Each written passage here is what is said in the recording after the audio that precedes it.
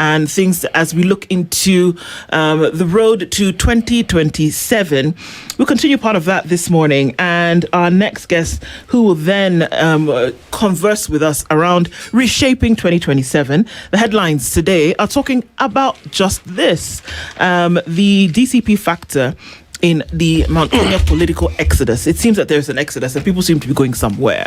All right, we'll talk about that and what it actually means, if it does, and whether that forecast can actually be read and read clearly from now. Stanley Kimure is the DCP National Director of Political Affairs, Strategy and Mobilization and joins us this morning. Good morning. Morning to you. How are you doing? I'm good. You're good? Thank God. Karibu sana. Asante. Thank you for being here this morning. We're going to be looking at reshaping, if there's any kind of reshaping that's happening, and we'll see what it looks like. There's been a number of defections, and whether it actually signals a mass exodus, we'll talk about that as we get into it. But before we do, Dennis is going to welcome you with today's proverb. We'd love to get your interpretation of it. Our proverb today comes from Mauritania. The capital is Nouakchott. They are rich in gold, copper, phosphate. You talk about iron ore. They're equally rich in fish, because they are it's a border town, border country to the port, and has Atlantic. But the proverb that you get from that country: the rat that follows the scent of roasted meat into the trap cannot blame the cage of wickedness. The rat that follows the scent of roasted meat into the trap cannot blame the cage of wickedness. How would you interpret it? We are being promised Singapore when we are not even near Thika Road. That's my interpretation. Okay. All right. And we just move from there. All right. As we look into reshaping 2027 and whether party defections can point to how the politics of the day will be reshaped. Can they? First of all, let me first thank you for having me here today. And thank your listeners for, if they were not listening to us, we would not be here today. Now, I come from a party that is like a movement. That is DCP. And I want to tell you, without fear of contradiction, we will change this nation. This weekend we are receiving several members of parliament as from today. And I know most of Kenyans, most of our followers here and out there are eagerly awaiting the Gachagua presidency. What I want to say is that we are reshaping this nation. And as far as I know, there are many people in government, even today, who want to join this movement. It's only that they are afraid that they will be maybe intimidated. There are governors who are afraid that there are files out there hidden somewhere that will be maybe brought to, or DCI will be used to chase them. But I can tell you, watch this space. We are reshaping this nation. Well, you mentioned something very interesting, that we are reshaping this nation, and indeed we should as Kenyans. It is the right time, it is only fair. However, something a bit controversial that people are waiting for regarding his presidency.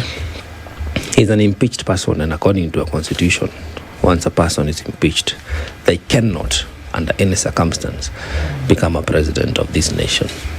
How do you respond to that?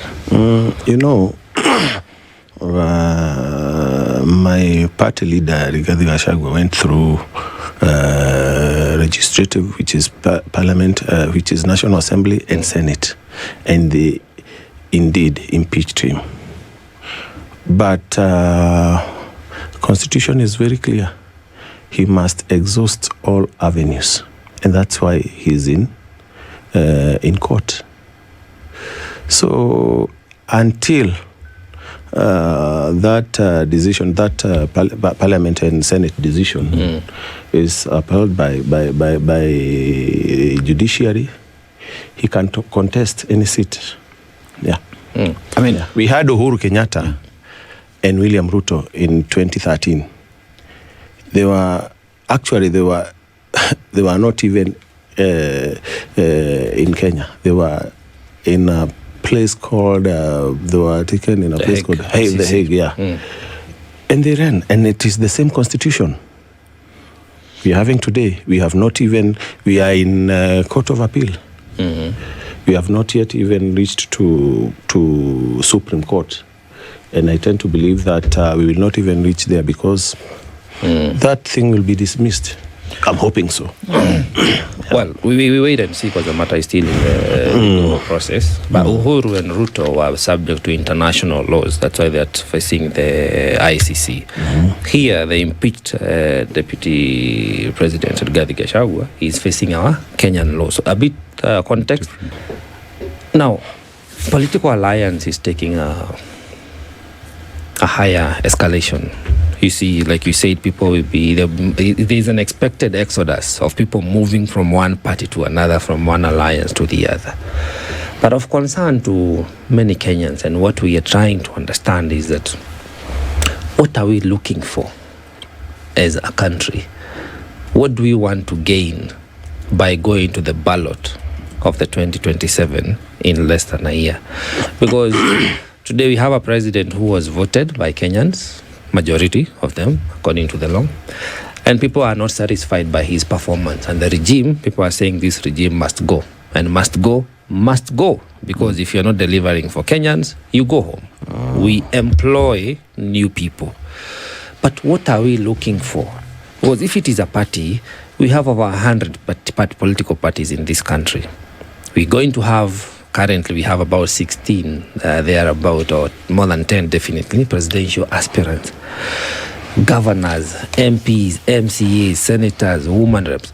All people will be elected because you have to fill those positions, constitution. But what should we be looking for? Even though you come from a particular party, what does your party stand for? What should Kenyans be looking for us to build a nation that is good for each and every Kenyan? Now, that's a good question. What we are looking for as a country is maybe, first of all, we need a person who is not selfish, according to me, a person who is not corrupt. I know most of them are corrupt because they've been in places and we know them. And again, we want a person who can unite this nation. We want our economy back. So we want a person who can, maybe who can do that and many other things.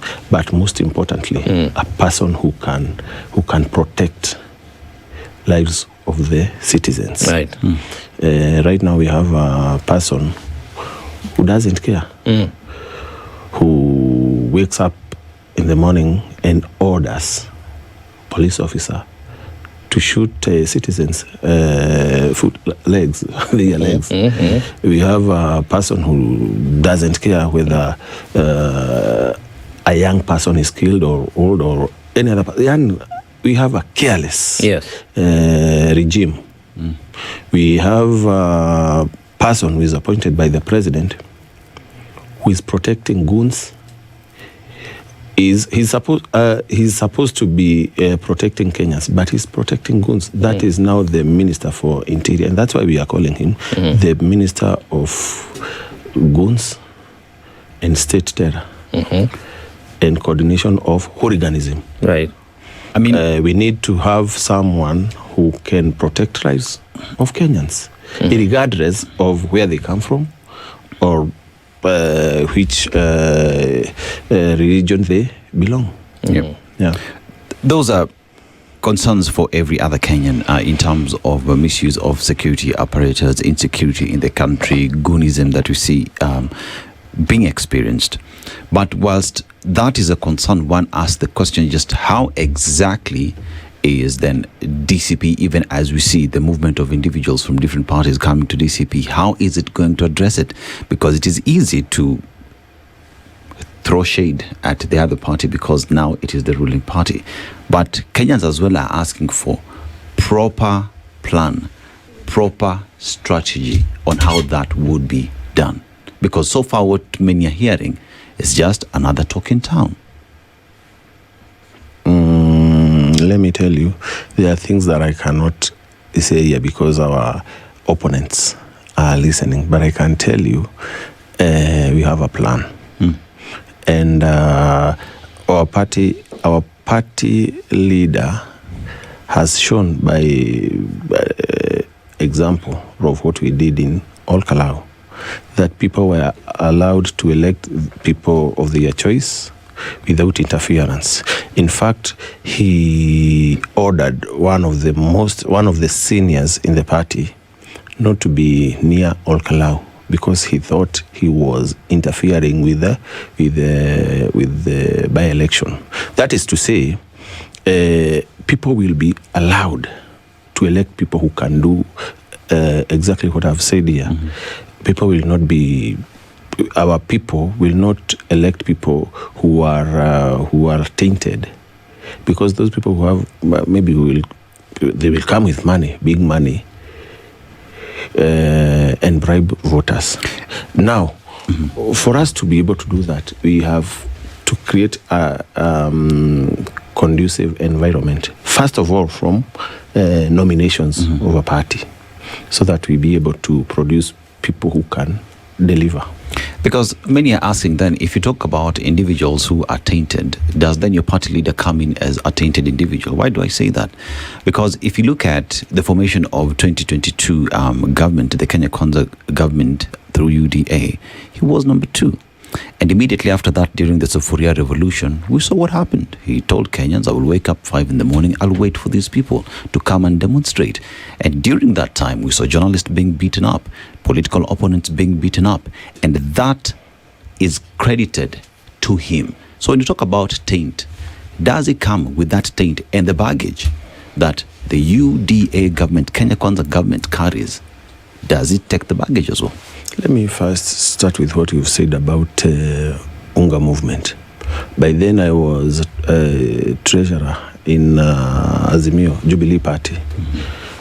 And I know what you are saying is very true. But how can you here do what your boss has not allowed you to do? So what Gachagua did that time is what he was deputizing a person. That person, every other time when we had demonstrations, he was outside, so that in absence of the president, the deputy takes over. So the deputy takes responsibility is what you're saying? That is it, because he deputizes the president. So he's tainted, that's what you're saying? No, he's not tainted. It's like you now here.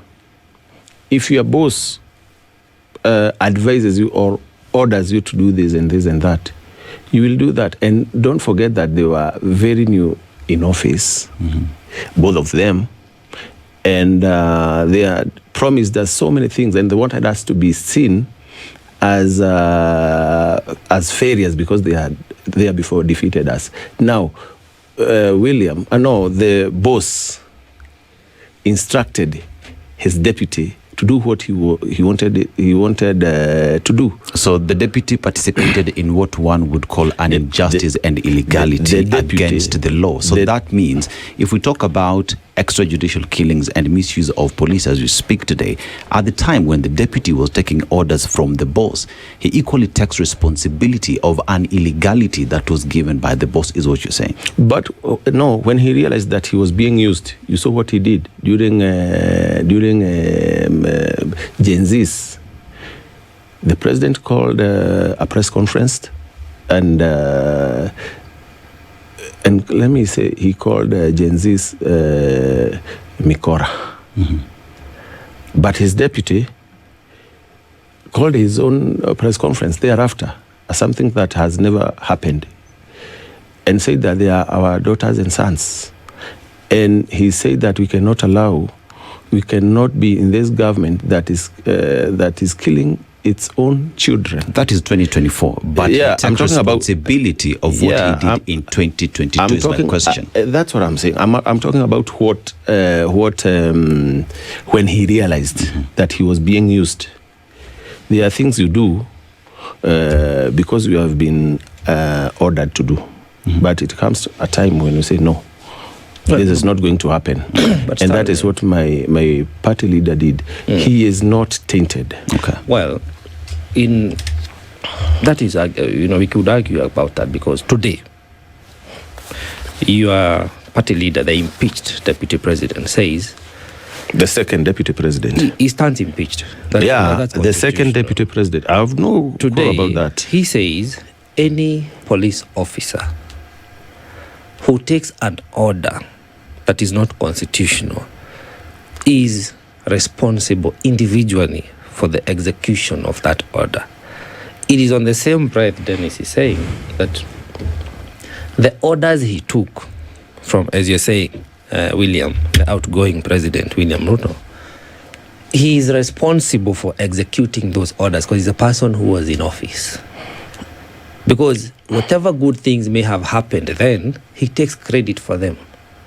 So he equally should be responsible enough to take responsibility for the things that did not go right.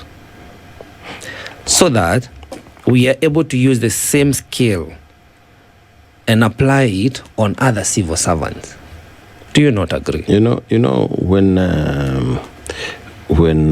the boss is in office and gives orders, I don't want to speak on behalf of the government. I've never been a spokesperson for the government, but I can say here, the person who ordered whatever happened is the senior-most person and left the country. The deputy was there as a representative, but you didn't see Rigathi Gachagua in streets. You saw police officers. So the person Equally, we don't see William Ruto in the person who had streets. ordered, We see the police. but you have heard him saying shoot. Okay. You have heard him say shoot the leg. So the president, the person who is in office, ordered his men. Why are you not asking about the person? The person who was responsible for security that time. We will come to so him. the person who was responsible for security is the one to blame. Now, then why is the impeached deputy president fighting to go back to the same boss who was giving him orders that he did not want to? But he's not fighting to go back to. He has refused. He still, he refused to resign. Yes, because Right. he believed in himself, and he knew that whatever he was being accused of, he was innocent. Yeah, that's why he didn't. If I think many people would have, or many people advised him to resign, Right. so that he can seek to be elected. Maybe he would be free now to nobody would be saying that he is impeached. But he stood by his conscience that I am innocent. Why am I resigning? Well, the logic would have been if you have a bad employer, you leave that space and look for another space. But we wait to see how that develops. Yes. The bad employer employed his goons in parliament to remove his deputy. Yes. Yeah. So Yes. when we look at the defections that we see, or rather the political exodus then that is happening, especially in Mount Kenya, one asks the question, the defections that you see specifically in Mount Kenya and how that will change the conversation. Is it because it is the most populous party today in the region, or is it because they identify with the vision, with the agenda that the party carries? No, they identify with our party, but first and foremost, when William Ruto impeached or orchestrated that move of impeaching Rigathi Gachagua, he impeached the community. So He impeached an individual, not the community. that is your view. Okay, explain to me how he impeached the community. I'm saying he impeached the community. And we have so many examples. When William Ruto was running for presidency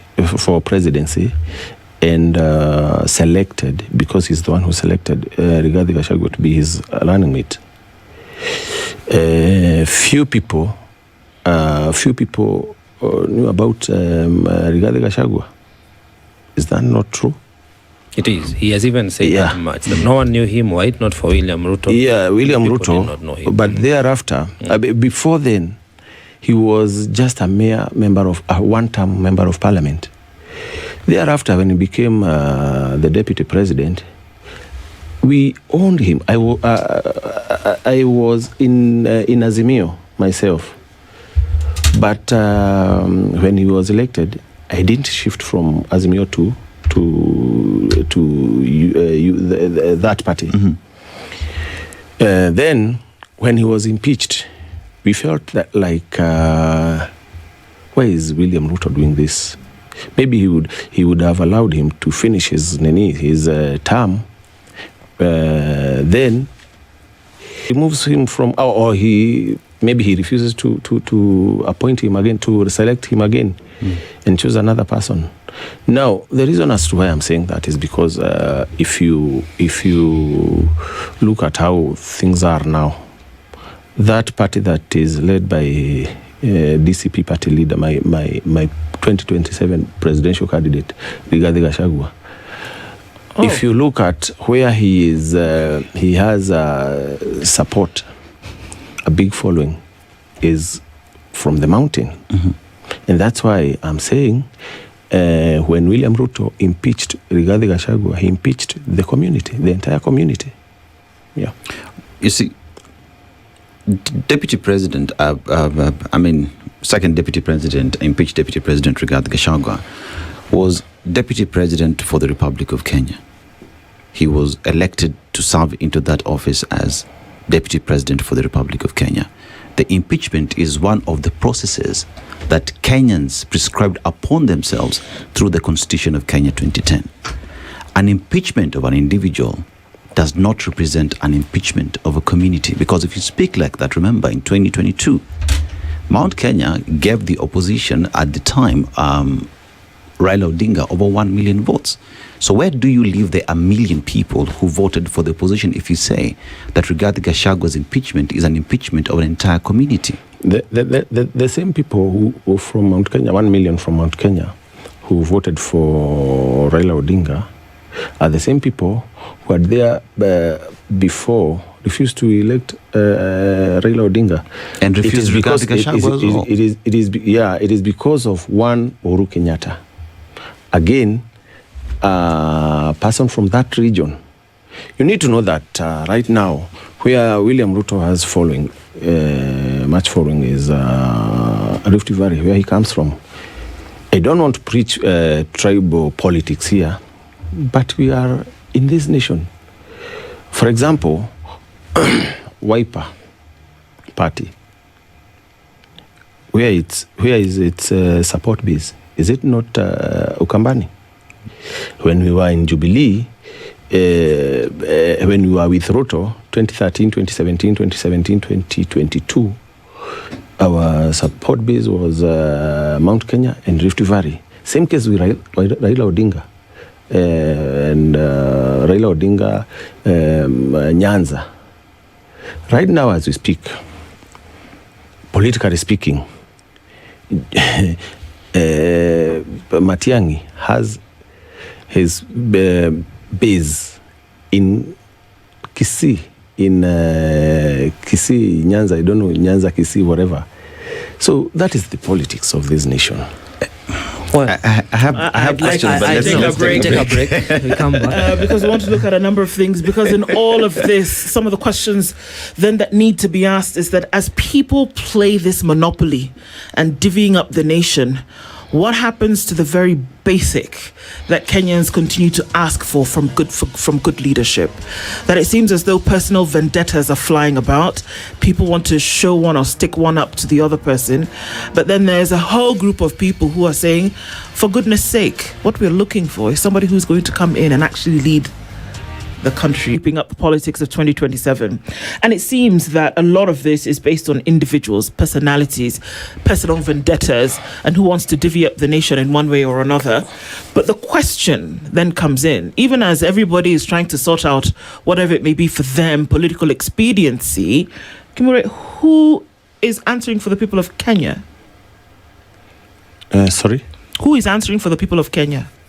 Come again, I've not heard what you Who said. is answering for the people of Kenya? Even as all of these balancing is going on, who comes in, who said who didn't do what, who's working for the mountain, who's answering for the people of Kenya in the things that need to happen in terms of good leadership and governance, and to ensure that constitutionalism is the order of the day? Who's speaking for Kenya? We have a problem because the person who is supposed to be answering for Kenyans is the president himself and representatives of the people, who are maybe members of parliament, who are lawmakers and senators.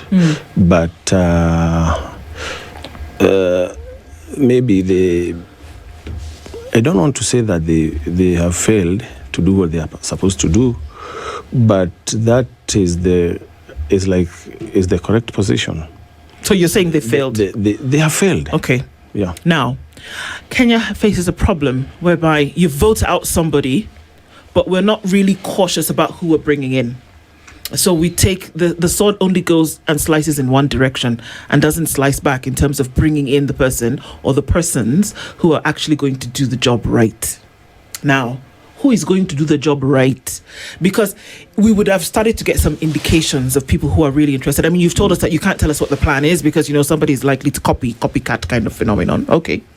But we would be able to tell, right? You can tell if somebody is cutting onions because the aroma, you'll be able to tell then who's really interested in making sure that these things that Kenyans are complaining about today will actually be top of the agenda. But it seems like that aroma is not wafting through to the people unless we are not hearing you right. It seems as though people want to say, well, you did me wrong, so here's my opportunity to do you dirty as well. And it seems to end there. What happens to Kenyans? As I said earlier, we have a person who is the party leader of our party, who allowed people to elect a person who they want to represent them. That is now in Olkalau. That will be replicated. I can't talk about the other parties, or I say there are other people who can do better than my party leader. But we are equal to the task. Immediately, you allow people to do whatever they want while choosing their representative.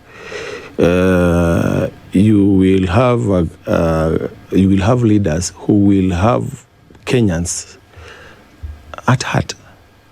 So we will collect the mistakes that have been done. My party leader has been saying all time and again. He was in my brother's village last Sunday, and he apologized to the people for campaigning for the member of parliament.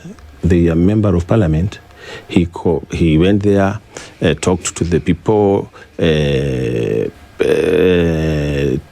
and campaigned for the man. But he is now campaigning against that man because what he wanted, maybe what he thought he would do, imekuwa tofauti. Now, the person who can correct the mistakes that we have seen is not William Ruto and his administration, and that's why we have alternative government. Alternative government comprises of Gachagua, Kalonzo Musyoka, Edwin Sifuna, and other leaders, other principals. And our hope is that they will be able to answer the many questions that are being raised by the Kenyans. because the current government has failed terribly. Now, all the other principals you mentioned, the likes of Kalonzo Musyoka, Eugene, and the rest, who are offering the united alternative government as an option, they all belong to one coalition called Azimio, which is being led by the former president, Uhuru Kenyatta. So is DCP in Azimio as well? No, DCP is not in Azimio. Yeah. And if I may say here, we are not even interested in joining Azimio, but we are planning to have our own coalition that will be even Kina Sifuna and Kalonzo Musyoka will join. Yeah. So about Azimio, we are not interested at all. Yeah. So as a person who also has national interest, because I believe we all want a good country. Yeah. The reason we are having all these political discourse, political parties, exodus movements, and all the other things is because we want a good country. We want a working nation. Now, in 2022, the former president Uhuru Kenyatta had a project called Raila Amolo Odinga as a candidate, deputized by Martha Karua. And if Uhuru Kenyatta had performed in his 10 years as a good president to the satisfaction of Kenyans, Kenyans would have had no problem listening to him say, my deputy is incompetent, do not vote for him, vote for my project. But Kenyans were of the opinion, you, Mr. Uhuru Kenyatta, then the president, Maliza, wenda, finish and go. And this extension of you as Raila Amolo Odinga, we are not going to vote for him because we are not satisfied by your performance. Now, he's coming back through other projects. So he has Kalonzo, he has Matiang'i, he has Sifuna, he has the Azimio coalition. Do you think the Kenyans are going to bite the bait again and follow his project? Do you think his project is any better than what he had then in terms of the regime and systemic change? My guess is as good as yours. Right. And your guess is as good as mine. That a retired president, however support he gives his friends, he might not be able to convince people to support his project. And that's why us in DCP, we are doing our own thing. We are going to the people, we are listening to the people and doing what we think is right. Because we've seen, sometimes you go by what you've seen there before. We had Moi Kibaki. Yes. We had Moi, who brought his project. However good Uhuru was in 2002, people rejected his project. So right now, I don't know what maybe Uhuru will do to make sure that his project is accepted by people. But us in DCP, we are not interested in what Uhuru is doing because we know he supported Raila Odinga. I was in that side, I was in Azimio. And we failed. He had everything to make sure that Raila won that election, but he failed. So I'm not convinced, and I don't think anybody will be able to convince me that people can support Uhuru's project. So what would be the next move? Because you look at the Azimio coalition where Wiper leader Kalonzo Musyoka is at, and Uhuru Kenyatta, with all intents and purposes, being there as the leader of Azimio, supporting Kalonzo Musyoka, and on the other hand as well, Kalonzo Musyoka in united opposition as well, getting the nod. Isn't that an oxymoron? Because the person you say that is being supported by Uhuru Kenyatta, who is a project, is pretty much the same person in united opposition and as well being supported by the principals as well. At that point then, will you not just be against supporting Uhuru's project, or how do you deal with that question when asked? I think Uhuru Kenyatta is like any other Kenyan. He has a vote. He will vote for his preferred presidential candidate. And Uhuru is a Jubilee party leader. He has his own candidate, Matiang'i. And I don't know why people are seeing him as a person who is pushing the opposition agenda. He's not. And maybe the government, the people who are in this government are in one way or the other tainting his image by saying that he's funding the opposition. They are even saying that he is the one financing Linda Mwananchi, Akina Sifuna, and Kalonzo Musyoka. No. If he's financing those people, why is he not financing Matiang'i? Why didn't he finance his candidate in All Kalau? And they had a candidate who got less than 200 votes in All Kalau. I think always, to me, Uhuru maybe is not interested in politics because But of he's the chairman of yeah, he's the one in the party he said leader he was to hand over. He was even to hand over the Jubilee party leadership. But when Sabina Chege and Kanini Kega were sent by William Ruto to snatch the party, he said, no, let me first make my house in order. So that's when he went ahead and maybe talked to Kalonzo, I'm not sure, and said that we need to revive this Azimio, hoping that he will be able to sway people to his side. But I don't think it will work at all. And I don't, you can't deny someone who wants to vote for you. But I can say here without fear of contradiction, we need Uhuru's vote. But what for? You just, I'm sorry. To vote for us as a person, as an individual. He's democrat. He has a democratic right to vote for whoever he wants. We want him to vote for us. As an individual. As an individual, not as a leader of any party. But, so you need Uhuru to vote for you just like any other Kenyan. He has a right to vote. Essentially, is what you're saying. He has even a madman will vote. All right, but so we are interested in even Ruto. If Ruto can vote for us, better for us. Stanley, so in terms of his political sphere or movement, you're not really interested in that, is what you're saying. But that as a Kenyan who has a right to vote, you would be interested in getting his vote. Yes. I'm going to go back to what I asked before. For fear of, without fear of repeating myself, that all of this seems to be a couple of people playing Monopoly with Kenya. That people are rolling the die, casting the dice, and then hoping it will land on property that you can pay for. And then if you need to then pass a certain place, then you'll pass go, you collect 200, nobody will tell you to go to jail.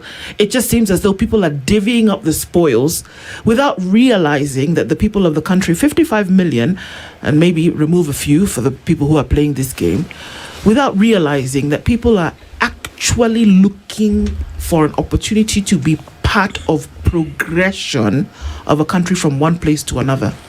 That they couldn't be bothered if it was who it was, so long as the person was doing something right. How do you dissuade people from imagining that you are only there for political expediency or personal expediency? How do you dissuade people from doing that? What would you do? Because I'm telling you now that there is an alarming percentage of mistrust towards distrust by the Kenyan people. Not just in the current administration, but in people who've been in the political space for a very long period of time.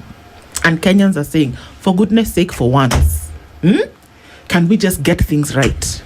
How do you dissuade people from imagining right now that those who are moving, these many numbers that we are seeing this morning, those who are moving, those who are coming out, the mass exodus that we've been promised, that people are not just doing it for themselves? You know, as a party, we have formed a team that will vet those people who are coming. We are not interested in having so many members of parliament who are tainted. That's why we formed that team. I've not heard of any other party, even there before, forming a team to vet people who are tainted, people who are corrupt, people who go against the electorate. Like now, for instance, the people who voted for finance bill, even people resoundingly rejected that finance bill. So as a party, we have formed a committee that will look into that matter. And I can tell you, we will produce the best in this nation, in this country, as a party, as a DCP party. And I want to tell you, this is because our party leader is a genuine, honest, and truthful man. And he wants people to believe that whatever he says is not because of politics of the day. Yeah. Well, that would be interesting to see, because again, in about 40 weeks, all political parties must hold their party primaries, the nominations. Yeah. And this will be the initial cutoff where we begin to see who are the would-be candidates, oppositions, including the president, because even the presidential aspirants or then candidates must be cleared by IEBC. We wait to see, because this outgoing president, William Ruto, has violated a number of court orders. Will IEBC still clear him to vie for president? Your party leader stands impeached today as per our constitution. Will IEBC clear him, and many other people who have litigation issues? So we wait to see how that develops, because if indeed we are a country of the rule of law, we should be able to see how that plays out in this coming 40 weeks. My other concern is like a lot of the parties we have, beginning the DCP party, we don't hear ideologies. We don't hear real-time solutions on how Kenyans are going to experience the change we are looking for. We have seen one, Kalonzo Musyoka, in my opinion, when he was in an interview and he was asked what he would do in the first, was it 100 days or the first day he gets into office? And in my opinion, he could not articulate any substantive change for Kenyans. We saw the other day the leader of the Linda Mwananchi, Sifuna, being asked the same question. And he said, I'm not even an economic expert. I have experts around myself. So, even your own party leader, he does not stand for a substantive ideology that Kenyans can say, this is what we believe can answer the electoral question. Because currently we're in an economic crisis. The electoral question is the economic of the country. The only party we hear talking about economy, and the party leader who articulates what could transform this country, is Jimmy Wanjigi of Safina Party, who is not with the affiliation of DCP. He's not with Azimio. He's not in Kenya Kwanza. He stands alone as a person and as a party.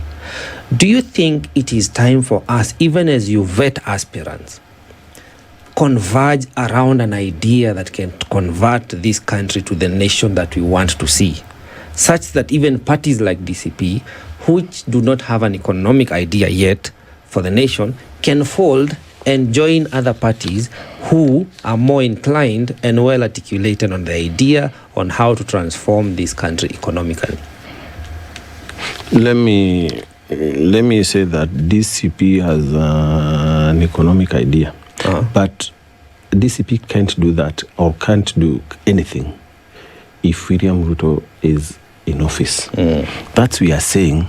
We want to make him a one-term president so that those many ideas that we have, including the economic one, we can be able to show people what we can do. No, but people should know in advance. Yeah, they will. Okay. And as I said earlier, yeah, we cannot diverge anything that we are planning to do. We know who is William Ruto. We know the person we are dealing with. In the fullness of time, we will unveil our manifesto, which is almost ready. Okay. And that's why we normally say that we are listening to the people, because we want to make it. We want to make a manifesto that will not be from Rigathi Gachagua himself, but from the people themselves. Now, we have so many things. We can talk about health, we can talk about education, we can talk about, like what they say, that they are putting money into people's pocket. We can say how we cannot, we can talk about empowering our people, not giving them or donating beans and rice to the people, but how we can empower people to be able to buy for themselves. Now, you have talked about a very strong thing that is in my head. IEBC.